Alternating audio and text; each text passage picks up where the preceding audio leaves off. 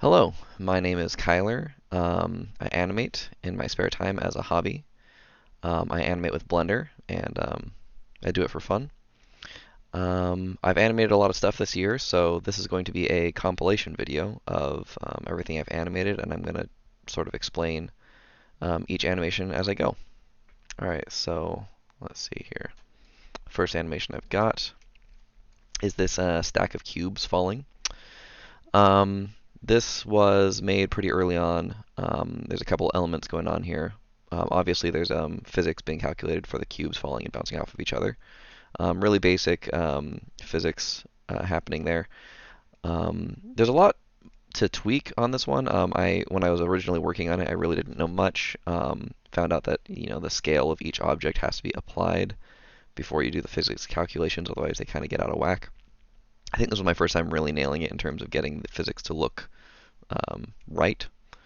The other thing that I added was, of course, each individual cube has a different material. It's kind of a sample of different types of materials, some reflective, some kind of, there's like that red velvety cube, which is basically the opposite. Obviously, there's some glowing ones that are glowing different colors. The white cube that kind of glows and flashes, that was using keyframing to change the brightness of the object. I wanted it to look like kind of like a light bulb burning out, which I think I kind of succeeded there. But yeah, the whole scene is ray traced to make sure it looks, nice and crisp and clean. And I don't know, I like ray tracing. Pretty much everything I do in Blender is going to be ray tracing, so in some form or another. But yeah, so that one is physics and lighting and stuff. Let's click on to the next one. Oh, this is one of my more recent ones. This one, of course, is a Christmas tree. This one is made in Blender 3.1 alpha, so that's still in the alpha stages. The entire tree is generated procedurally using geometry nodes, which is kind of cool. So there's, hundreds of thousands of individual pine needles here, but I didn't model any of them. I just generated them all with math. Same with the lighting and everything. Camera angle is jerky and kind of unstable. That is intentional because I was testing out some motion capture techniques I was using. For the most part, it looks like garbage because I wasn't trying to actually make it look good. I was just trying to test a bunch of camera movements and stuff, and as well as motion blur. Motion blur I actually really like. Let me see if I can pause this real quick. You can see at certain jerky moments there's some nice motion blur and some depth of field camera distortion. Anyway, this one is kind of made to look photorealistic if I can, and I think I got pretty close. Sorry about the camera angle, it is nausea-inducing, so I'm going to skip past this one. This one's the one I made a little while back. It's the first time I used bones and rigging to animate a model. This one was just a basic, humanoid form I made using sculpting, and then I added bones to change and make a walking animation. I feel pretty good about the walking animation. Obviously, it doesn't look great, but the purpose was a proof of concept to make sure that it actually looked like the character was, walking without having to animate too much. So this one was really simple. There's a weird ripply texture going on. I actually created a surface modifier that made it look kind of textured, but I realized that that modifier was tied to the world and not to the object. So as he moves through it, it's like he's passing through a field of modification. If I were to re-render this, I would want to link the field to his body such that as he moves, the distortion carries with him and doesn't pass over him. That part wasn't important. It was kind of a throwaway thing I added in the end. So I never went back and fixed it because it didn't matter to me at the time. The main thing here was the bones and rigging. This one's another physics calculation type thing. The coin falling and rolling was actually kind of hard to do. One of the things that's really difficult in Blender, at least for me, is getting it to look like it's touching a surface. The most common way to get around this is to literally do all the physics calculations on one surface and then create a new surface that you just kind of click and drag to align with what looks correct. So the actual collision object is substantially lower than the penny hitting. But the reason for that is because when Blender calculates physics, the precision isn't great. You have to doctor it a lot to make it look right. So yeah, I made the coin falling, picked a couple of, I re-rolled the random seed a few times until it looked right, and then I kind of baked that in. Then I added the texture. Another unique thing here is that the texture of the penny itself is a high resolution scan I got of a penny, and then I applied a bump map as well to make it look, textured. The bump map actually is just the same texture file, so I was being a bit lazy there. I just wanted to look at it had a texture, not the correct texture. If I did it again, I probably would have made a custom texture file that was separate as a bump map that would make the, Lincoln's, head stick out rather than just kind of be random ripply. Anyway, the metallic effect I got in here I kind of like, even though that doesn't really look like a penny or even the color of a penny, and it's way too thick. The goal I was trying to achieve was metallic, shiny, and bumpy, which I think I did. This one here is interesting. This is a model that I downloaded from somewhere else, so this isn't my own modeling. I thought it just looked cool. I did go in and custom map the gold on the skull. That wasn't part of the original model, but it's really just a matter of selecting vertices and applying a material. This one's unique in that this is one of my renders that use Lux Core Render, and Lux Core is a separate render engine from what comes with Blender. You download it separately, and it's really cool. I really like it. Lux Core specializes in a special type of ray tracing where they handle things in a much more physically accurate way. What's interesting is that things like caustics, which is how light interacts with glass or any transparent object, are way better in Lux Core. But the problem with Lux Core is it's incredibly limited in other features. So I can make metals or glass or things like that look really hyper realistic, but I can't add things like special textures and stuff, which you would normally do in regular Blender cycles very easily. Another problem right now with LuxCore is that with the new Cycles X render engine being released, it does a lot of this really well also.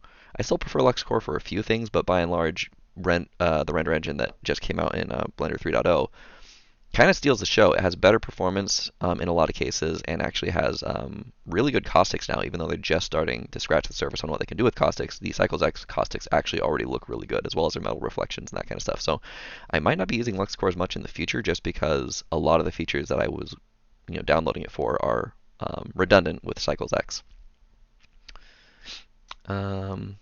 This one is a D20 die. I didn't bother putting any numbers on it. That was actually kind of a pain. Mostly this was just a matter of calculating physics and caustic lights. This is again another LuxCore one. This one took substantially longer to render. I think I left this running for something like 12 hours or so. Partly because I actually have a really high frame rate on this. I'm not sure if that's going to come through in this video, but also partly because I did do a lot of calculations to make sure that that red shadow looks right. And yeah, it took a lot of processing power to make that look not noisy. I also have a really good AI denoiser that I like using that makes things look a lot smoother. This would have taken even longer if I didn't have that. But yeah, this is physics plus LuxCore caustics with colored shadows. This one is one of my more recent ones. This is using displacement to create the geometry that is the surface of this object. So this object actually has 3D vertices that are shifting and moving around. And it's really interesting because that's kind of CPU complex, but I have a fast processor, so it's not too bad. The other thing I did with this was add depth of field and a slow camera pull. This was kind of addressing a problem I have with a lot of my videos, which is where the camera movement is so jarring that it's hard to watch.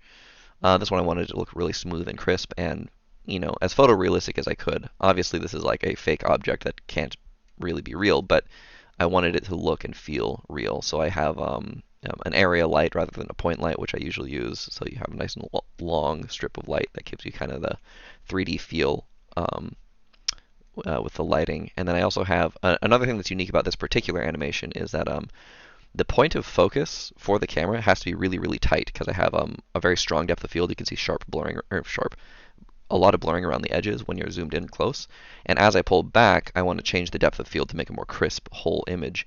And the way I did that was I actually created an empty point that follows and tracks with the camera.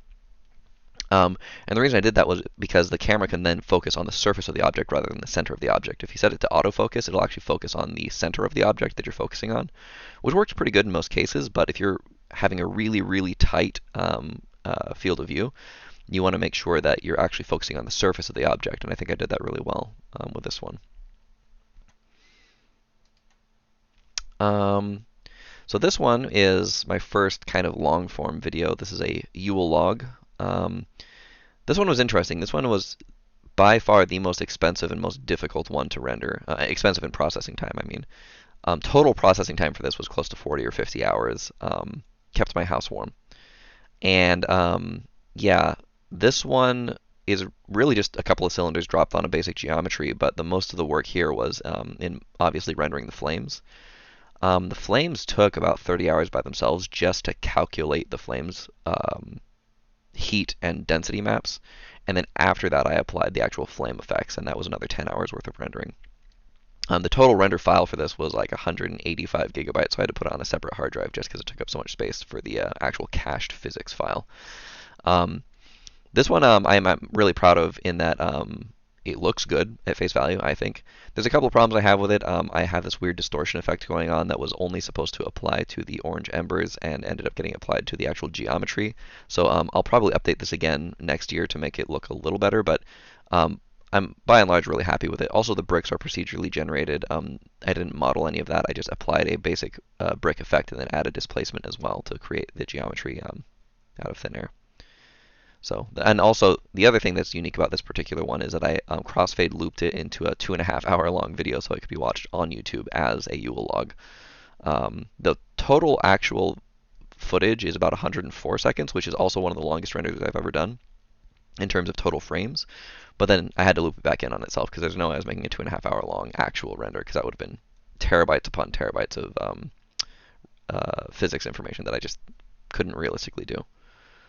But yeah, I'm really happy with this one. Okay, this one is another one of the classic camera movement stuff. I'm going to pause this one actually just because it's kind of a pain to look at. But this one was me just like kind of going through a series of camera movements to test, things like your depth of field, your zoom, your focus, all that kind of stuff. And because most of my demos are only a couple seconds long, I have to fit all that in that couple seconds, which means it's very jarring to look at. But the cool part is if I pause it right here, you can see that there's like this really cool crisp point of focus where you can see the depth of field is incredibly narrow. Everything beyond it is blurred. Everything in front of it is blurred. And if I click around, you can kind of see that plane of focus shift.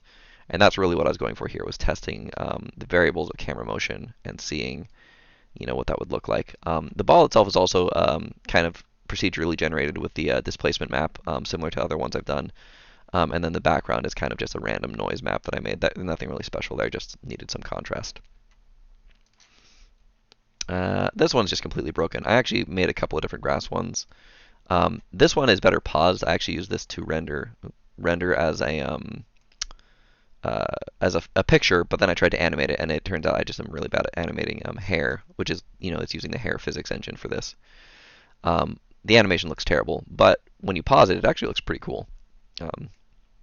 So here's a fun one.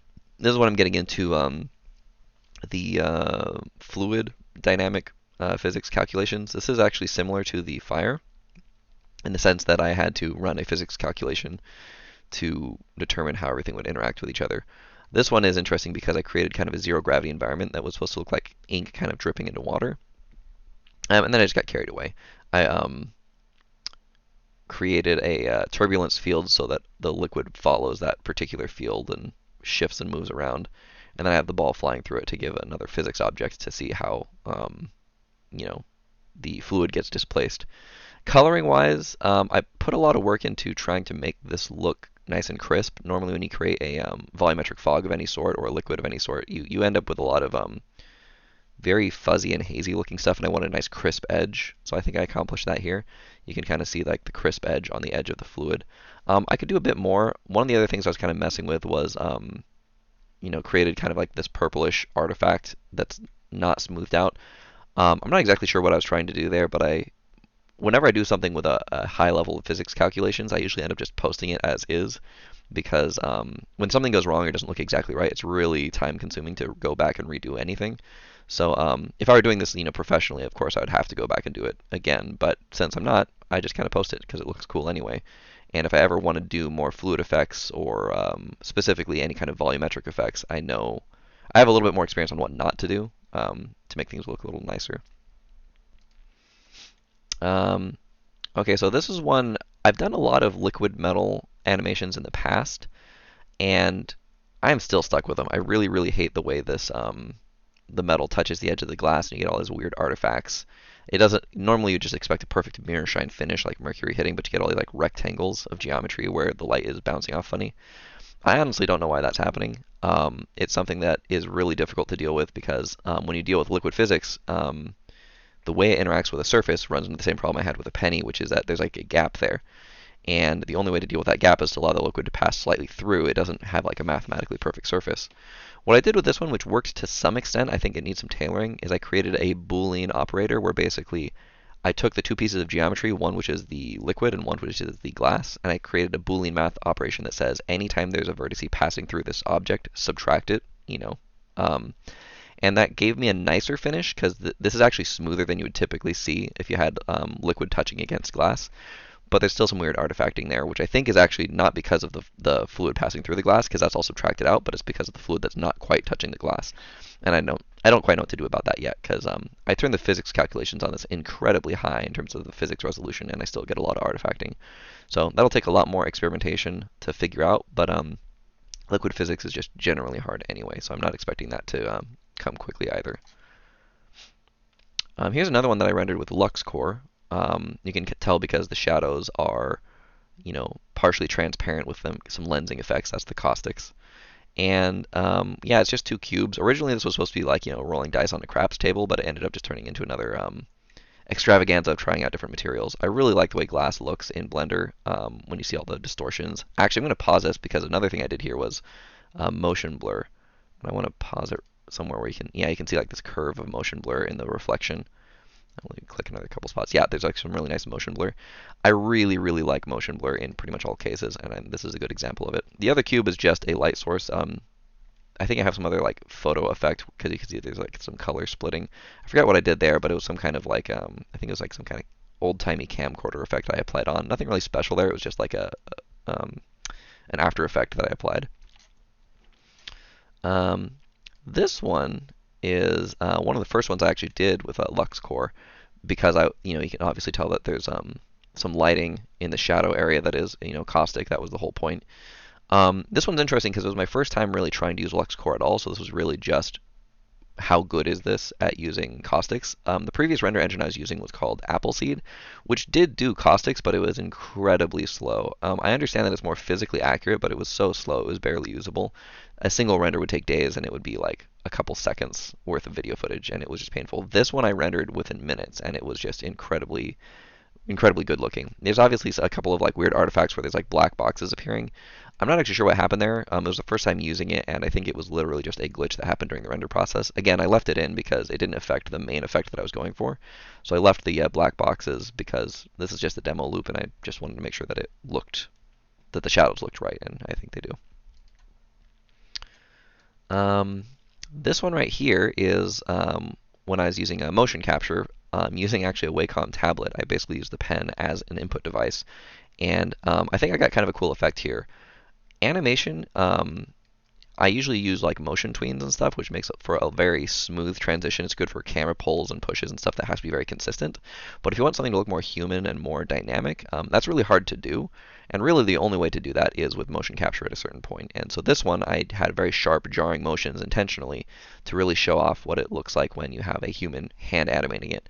What I want to do with this eventually is go into a kind of a puppeteer mode where I actually like control things more like a puppet to give it a more lifelike feel. Even stuff that's really basic like a cube tilting around, if you have direct motion control, you can really give it a lot of emotion and make it feel like it's alive. And that's what I was going for here, which I think is a pretty cool effect. The lighting and the cube with the subsurface scattering and all that is all pretty standard stuff I've done before. Nothing really new there. This one's really just showcasing the motion capture stuff. This is the fun one. This one is an animation of a phone falling, obviously. And it was cool because I actually took a screenshot from my phone and then put it on as a texture that emits light. So it pretty much mimics like a real phone. And what's cool about that is if I kind of pause it here towards the end, you can see the reflection off of the ground and how the colors themselves are, like this green here is reflecting green down here.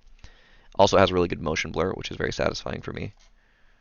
I think the next one is the same thing. Yeah, this one's just a higher frame rate, kind of the same thing, falling in slow motion.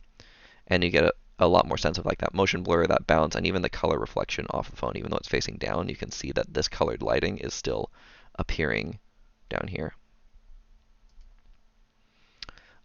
This one is obviously liquid pouring into glass. I was trying to really perfect this one in terms of making sure the glass looks correctly. Looks correct, I should say. There's a bit of a problem here in that you can see this gap between the inside of the glass and the outside of the glass. Getting this index of refraction to look right, I still haven't figured out. I honestly haven't. Because in a normal glass, you wouldn't have this gap here. It would just look like the liquid is touching the outside of the glass. And that's just an optical illusion that happens due to index of refraction between the glass and the water, or whatever liquid. But the main thing I was focusing on here was the dynamic lighting, the camera rotation, and the shadow you can see down here is colored correctly for the fluid as it pours in. So that looks kind of cool, as you can see that the shadow and the reflection off the glass has some lensing and lighting effects. So more caustic shadows in a more complex scene, but nothing really special beyond that. This one is straight out of a tutorial. It's a rainbow glass tube that's animated. This is using geometry nodes. And this one actually has a lighting effect that's applied after the fact that is a composite, I forget what they call it. It's a composite node thing where basically this lighting flare effect actually isn't part of the render. It's actually just an effect that's applied after the effect, which is way cheaper to compute. This kind of thing, if you wanted to render actual like rays of light flying off, apart from the fact that it'd be hard to balance the lighting to make that work, would also take forever to render. But since you apply it as an effect afterwards, it looks pretty good. And this only works because it's one object. If you had two objects next to each other, those light rays wouldn't interact in a way that's physically realistic, and it would be a problem. But whenever you're rendering just a single object, you can kind of cheat and get away with a lot. But it has a pretty cool effect anyway. So this one is, there's a couple things going on here. One is I have, I think this actually started as a demo from another YouTube channel. The guy was kind of showing how to make a geometry effect that has all these like, kind of bars connected together, which is pretty cool. It's just a mesh effect modifier in Blender. But this one was interesting to make because I added this static volumetric fog, which looks kind of weird because it's not moving, but I do like the fact that you have some areas that are really, really dense and some areas that are really, really thin, and it creates a cool lighting effect. And then, of course, the geometry is shifting and changing and looping around. So this whole thing was kind of a couple of random things happening together, but was fun to make anyway, and taught me a lot about how to use certain types of modifiers and deal with volumetric lighting in new ways. Okay, this one's really interesting. This one is another physics calculation situation where I took a cube and applied a modifier to it to make it basically cloth, but they have the option of adding air pressure inside of it. And so what's interesting here is that the way the physics calculates, you can actually set the buoyancy to a negative number. Normally when you add, I guess I shouldn't say buoyancy, I'm not sure what they call it in Blender, but basically you can set the weight of the gas inside of the object to be heavy or light. Normally it's heavy, so it falls, but if you set it to light, it will actually lift. So you can see as I inflate the balloon, it starts to float. And as I overinflate it, I actually have a keyframe to make it overinflate so it stretches and then suddenly deflate so it looks like it pops. This also has a translucent effect where you can see that the shadow is actually slightly red. This is another case where I'm using a form of caustic shadows, so I think this one was also done in Lux Core because this was before Blender 3.0 came out. But yeah, this one's physics with motion blur, with Lux Core caustic shadows, and I don't know, it's kind of a cool effect, experimenting with other aspects of the physics engine. Okay, so this one is a lot of volumetrics. It's obviously a couple of colored toruses rotating around a light. I use a volumetric fog on this kind of gas effect that kind of shifts and moves around. That probably wasn't totally necessary because the animation isn't even long enough for the gas to move around that much. But the main effect I think is still good, which is colored shadows passing through a volumetric fog. You can see the red, green, and blue very distinctly passing through. So this was really just dealing with kind of the extreme version of God rays, which is, like in video games when you're playing a game and you can see light shining through tree branches and it kind of has that like, God ray effect, like it's coming out of the sky. That's kind of what I was going for here. It's surprisingly difficult to come up with those in a physically realistic way. Most video games will just add them in as a post effect, which is fine. They look pretty good. But to actually calculate light in a way that causes that to happen, because it's a physical phenomenon that happens, which is based off of like, particulate matter in the air with light interacting with it, it's actually kind of hard to do, at least for me. I mean, maybe I'm just not that good at it, but this one was very satisfying because it just looks really cool, I think. And here we go. We've got a diamond ring. This one was one of the earlier renders I did in Lux Core, for obvious reasons, I think, because with Lux Core, it has the caustic shadows, but it also has, I think it's called diffusion, where basically that's the rainbow effect that you get, like the prism effect when you shine light through any kind of prism and it splits it off into its component colors. This one was really interesting because I wanted to make a realistic diamond ring, and what I did was basically create, a diamond shape and then apply a material effect to it that was basically glass, but then I added diffusion or diffusion, I forget what it is. Basically the prism effect that causes light entering it to split off. What's interesting about this is that diamonds are not that rainbowy. If you've ever looked at one up close, they do obviously have rainbows if you're looking for them, but they're not this rainbowy. So I had to actually exaggerate it to make it look right in my brain. Like what my brain thinks a diamond should look like isn't what a diamond actually looks like. And the way I achieved this effect was I'm not just having the materials set up correctly, but also I actually have a laser pen light source that is focused on the diamond through its whole trajectory. It's literally just tracking with the diamond, and as a consequence gives you even more rainbow effects shooting out of it than you would if you just had a static light source. So this one is completely unrealistic in terms of its optics, but it looks the way that my brain thinks that it should look. So a lot of animation actually does boil down to making things look the way people think they should look versus the way they should actually look. And I could be completely wrong. Maybe everyone else thinks this diamond looks ridiculous, but I think it looks pretty good. Okay, so this is an interesting case of a broken render, which is you can see suddenly everything turned purple for a while. Once this loops back around, you can see that the initial scene looks pretty warm lit and then suddenly turns purple. What's happening here is I actually have what's called an HDR background. So outside of this frame is a photosphere of some other location that is applying the light to the scene. And then a couple frames in, it just broke and switched to the default magenta, which causes the lighting to just look ridiculous. I'm actually not sure why that happened, but I decided to keep the render anyway because it was a good example of, what happens when your HDRI breaks. The other stuff going on in this scene is there's some smoke floating through the middle of the bar, and that was a thing I was working on because calculating smoke moving around is incredibly processor intensive and very expensive. So this was kind of my cheater way of adding smoke to a scene more cheaply. This is actually just a volumetric fog applied to a four-dimensional cloud, and I can move the fourth dimension as a slider to mimic motion over time. So this is supposed to look like just smoke in the air without actually having to do any physics calculations. And I have it relatively high contrast visibility so that I can see it, but if I were using this in a real scene, I'd probably dumb it down a lot. In the background, you can see that Christmas tree I rendered earlier. I kind of just plopped it in. The wine glass also in the middle of the scene, I haven't brought this up before. This is actually something that I'm really proud of, which is this particular wine glass. You can see the wine looks like it's touching the outside of the glass, and that's because the index of refraction is correct. I was mentioning in the other liquid pour video that the index of refraction didn't look right. And the only reason this one works is because it's a static object. It's not a liquid calculation. It's literally just a cylinder. And that makes it a little easier to manage index of refraction directly. That particular wine glass I have a rendered picture of, but I've never posted it anywhere. As far as YouTube is concerned, because it's not a video. So maybe someday I'll make a video involving that wine glass other than this. But I'm actually really happy with the way that wine glass turned out.